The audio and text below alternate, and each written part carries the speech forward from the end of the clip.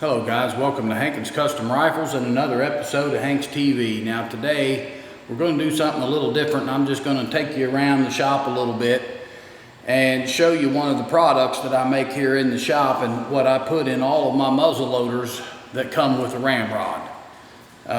One of the things that I think most companies or even individual builders are struggling with is ramrod retention.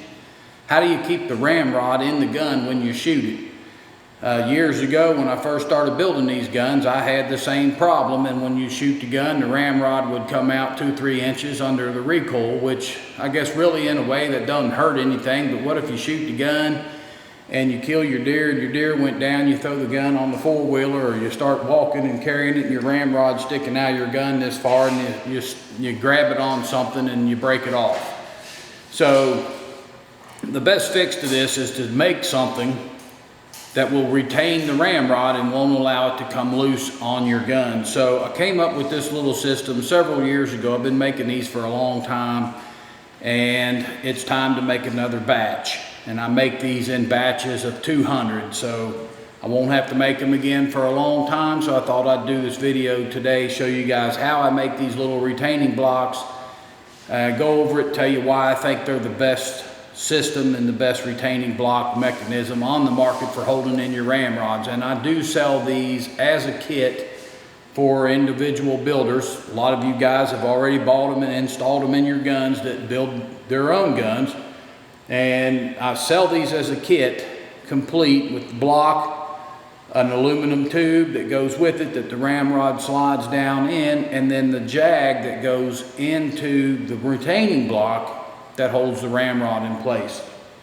So I'm gonna walk in here a little bit, and I will tell you guys I'm by myself today, so I don't have a videographer. Everything's gonna be videoed by me. There'll be a lot of cuts.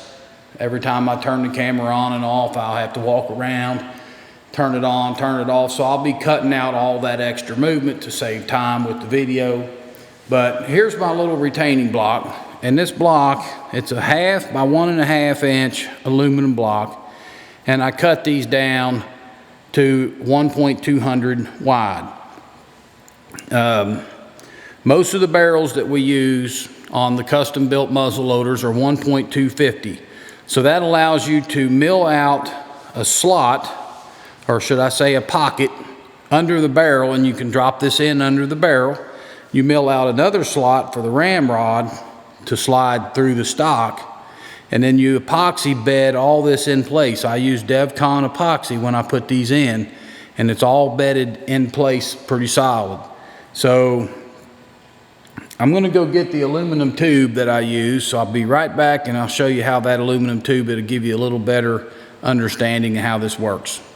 Okay fellas, we're back, and I went and got the aluminum tube that I put in all my stocks when I bed these ramrods in there. And the reason I use this aluminum tube, I used to not use aluminum, and I'll tell you that no matter how old you get or how long you've been doing something, you can always learn different ways, better ways, and improve the way you're doing things. So I used to use plastic, Delron, black plastic, and I'd cut 2 little pieces about that long, 1.5 inches, and I'd drill those to make like guides. So it would be a ramrod guide to guide the ramrod down the stock. But on a wooden stock or on some of your fiberglass stocks, by the time you cut a groove in it big enough for a ramrod to go down, you don't have hardly anything left at the bottom of the stock to hold it together. So it's susceptible to cracking.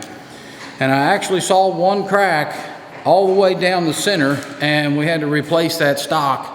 And that's what made me think, hey, I got to come up with a better way of doing this, because I don't want to be replacing stocks on every gun that I build 2-3 years down the road or whatever. Now, hopefully none of the other ones out there will ever break, but if it does, we just have to put another stock on it. But here's what we've got. This is an aluminum tube. It's got a 380 diameter bore in the center, and the ramrods are 375. So that allows it to slip right through the middle. Really nice. Okay, so I'm gonna cut a piece of this aluminum tube and I'm gonna turn the outside down. The inside's 380, 385, somewhere in there. And then the outside is a 1/2 inch. I'm gonna cut this about 9.5 inches long is what it usually takes for most stocks. And then I'm gonna turn this outside diameter down to about 475. And I'm gonna leave a quick, rough pass across here. So I don't wanna smooth it up, I don't wanna polish it, I want it to be kind of burry. If you guys know what I mean, if you turn a piece of aluminum in the lathe and take your feed kind of quick across it, it'll leave like little burrs on it. It's almost like it's been knurled or something. Well, you want to leave that because that gives it a grip on your epoxy when you put it in the gun stock. So the ramrod's going to go through the pipe, and it goes all the way down, and the pipe is lined up right on this block. So once you start it in the pipe, it's going to go in the block, and then you just push it on into your gun, and now it's retained in this block right here. All right, so the block is the trick. It's got 4 detent balls in here, and I had to make every single piece of this block except for the springs and the set screws. I know somebody out there is going to say, well, why didn't you just buy those detent balls and screw them in? Well, I tried doing that because that would definitely be easier than the way we're making them here at Hankins Custom Rifles. But the problem with all of the factory detent balls that you can buy, and I have bought every one that I can get my hands on, I've got a bunch of them, they're all too long. Here's one, it's a 1/4 thread, it's got the little ball in the end, it's spring loaded. Here's another one, it's about 3/16, it's got a ball in the end and it's spring loaded. But what you run into when you take 2 of these and you put them in the aluminum block and you leave the 3/8 of an inch gap in between them, they're too wide. So when you put it all together in the block, it's too thick or too wide for your gun stock. It won't fit in there. You have to stay under 1 1/4 inches. I kept mine at 1.2 to give myself a little bit of extra room. You want to leave some meat on the stock. You don't want to cut it all away and make it super, super weak, even though you're going to glue this all back in there with DevCon epoxy, which is going to bring all of its strength back. It'll be as strong as it was or stronger than it used to be. So the trick here was staying under 1.2 inches wide. That's this way. And it's 1.5 inches long. So the detent balls, everything that was made, I went through every catalog, every part supplier. I called people, asked them if they would special make them. Nobody would do it. This is what you got. And with time you put the 2 together, it just wouldn't fit in the gun stock. So now I'm going to show you a stock that I just bedded. I just got this one done this morning, and that was another good reason that I can show you guys why to do this video today, is because I've got a stock to demonstrate with, and we're going to go ahead and we're going to make some of these parts and show you today.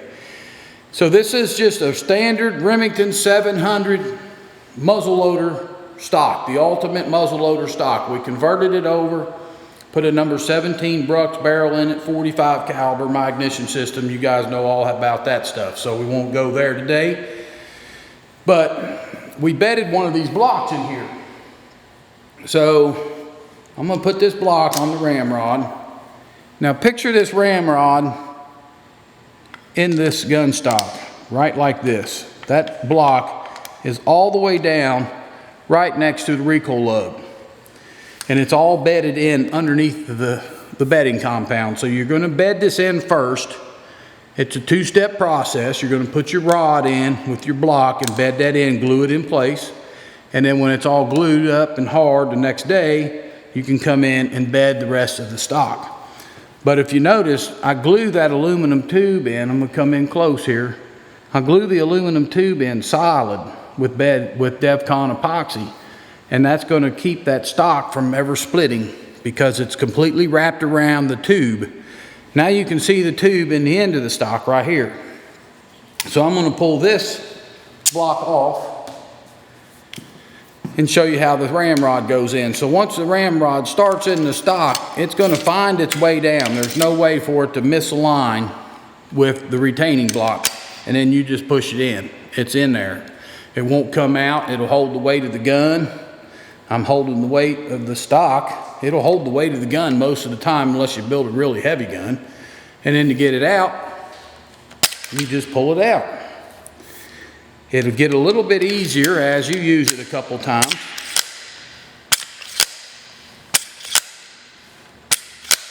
But that's how it works. But when you're holding the gun down like this and you're pulling up on it, it doesn't take that much leverage to pull it. So there's my ramrod retaining block system. That's how it works, and that's how I put them in here at Hankins Custom Rifles. Completely glue this in, make it nice and strong. I get rid of the front sling swivel that they put in. It's a wood screw that they use. It's a very short wood screw. I get rid of it, and I bed in a piece of brass that's threaded for a 1032 swivel screw, and I'll put a new screw in this, because once you put the ramrod retaining pipe in there, or whatever you want to call this little aluminum tube, once you put that in, there's no way you can put that wooden screw back in there. And if you did, there wouldn't be enough threads to hold it, and it's going to pull out, and it would be dangerous. So I've replaced that with a machined brass insert, and that's all completely bedded in to make it nice and strong also. So that's where we're at with the Hankins Ram Rod Retaining System, and just wanted to show you guys that today, make a video for you. And what we're going to do now is we're going to go over to video number 2. We'll call that machining the ramrod retaining block. So if you've watched video number 1, you can jump over, watch video number 2, and we're going to go through the machining process and how I manufacture these blocks. I'll show you some CNC equipment in operation. I'll show you a saw, some deburr, and I'm just going to go through the whole process on how we make these here. And when we're done at the end of the video, you'll get to see how we put it together in a complete finished product. Some of you guys might not think that you need this in your gun, and if you don't want it, you know, that's up to you. But if you want a ramrod that's not going to come out on you, this is the only way I have found to make one work. The little flat springs that they put in some of these guns, they work. They'll keep them from falling out if you're just walking around, but under recoil or any kind of hard jars or riding a four-wheeler or something, they're going to vibrate loose and come out on you. So we're going to step on out now to video number 2. If you like this video, give me a thumbs up, subscribe to my YouTube channel, let me know what else you guys would like to see. As I get time, I would like to go through the shop and give a little shop tour, and maybe do some more videos of some gun builds when I get caught up a little bit. But when you do a video of a gun build or of a gun sight in or anything, it takes twice as long to do it, because you got to run the camera, you got to stop, you got to set up, you know, you're moving stuff around twice, and it really does take a lot of time. So thumbs up to the videos, guys. Subscribe to the YouTube channel, watch the little commercials at the beginning, because that's how us YouTubers get a little money to support the channel.